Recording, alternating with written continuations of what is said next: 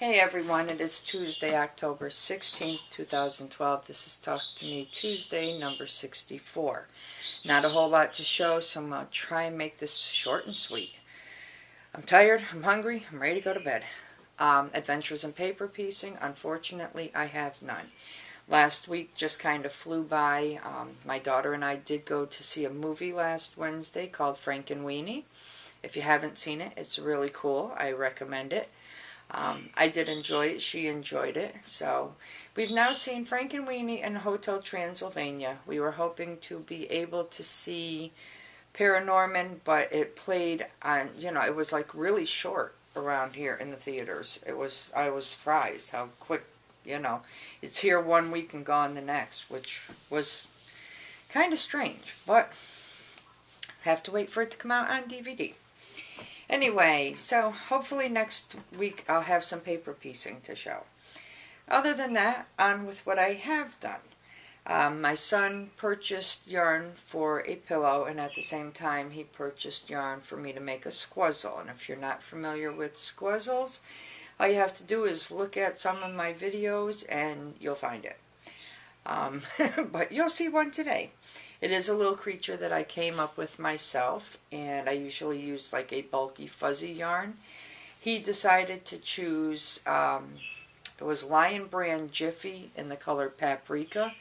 It kind of looks like a little sweet potato, so he named it Sweet Potato, but here is his Sqwuzzle. Did his mouth a little differently because he's a little spicy sweet potato. I used a spring from a retractable pen instead of just the regular yarn mouth I usually do. So there's his Sqwuzzle. He's all complete. He's got his yarn to play with because, of course, anyone who knows Sqwuzzles know they like to play in yarn. So there's that. He finally got his Sqwuzzle done. I've Googled some Halloween patterns just to see what's out there. And one of the patterns I found was for a spider. It is supposed to be a spider in a jar, but we have determined that he was too cute to put him in a jar. So here's my spider.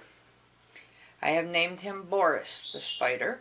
And of course, Boris the Spider comes from a song. Can anybody tell me the name of the band who did the song? See how many answers we get to that one. But this is Boris the Spider. These legs came out really cool. These ones are a little wonky, but that's okay. So there's Boris, and he's actually supposed to be suspended in a jar, and he has a little, crocheted piece that sits at the bottom. So there's him. I've also Googled some different skull patterns, and one of the patterns I thought was kind of neat is found on Crochet Pattern Central, and this is Yorick. Well, that's what she called it anyway, but this is Yorick. He is just a skull. He's not stuffed.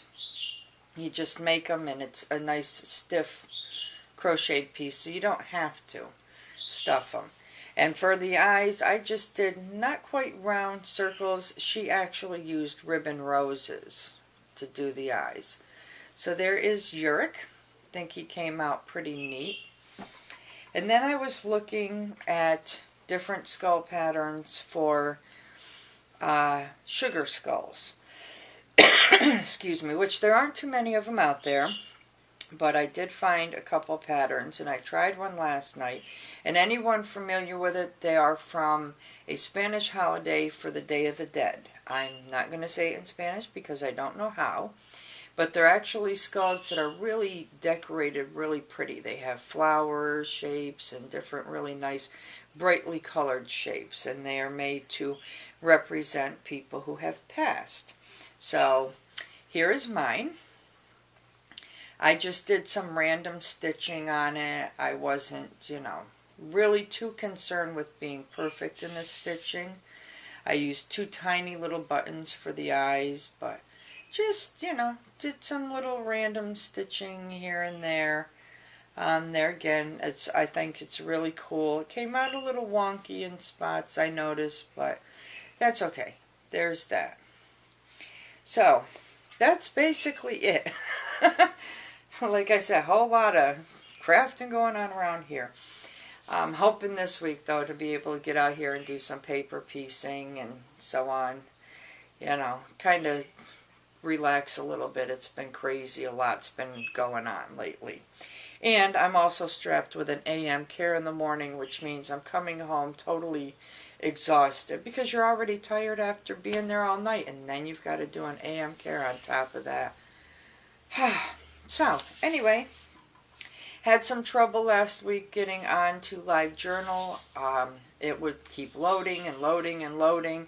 When the page would finally load up, I wasn't seeing any comments, so if anybody commented on anything, I wouldn't have been able to say anything back because it wasn't until, I think it was yesterday, I was actually finally able to get it to load the comments. I couldn't get on the friends page to see if anybody posted anything. Just crazy. Just really crazy. So, I don't know if it was my internet or just issues with LiveJournal itself. So, if anybody knows, please let me know. I also have a Pinterest account. I'm not really sure how the site works. I'm brand new to it, so I'm not really familiar. If you are involved in Pinterest and you know how to send a friend's request or whatever, what they call it there, it is Snowy4884, and I'll try and get a link down in the description for that, along with, you know, the couple patterns I can link to. Other than that, for me, you know, I'm done. So, I wish everyone a wonderfully crafty week and a wonderfully crafty weekend. I hope everyone's able to get out if you're in the cooler regions and enjoy the changing of the colors. Trees are starting to look really pretty at this time of year. I'd like to get out there and kind of take some pictures or some video of it because, you know, we've got some really nice bright trees. But I don't know. We'll see. So anyway, for me, it is definitely going to be good night. For you, it's good morning, good afternoon, good evening, good day. Whatever it is, I really do hope it's a great one. And I will see you all next week. Goodbye.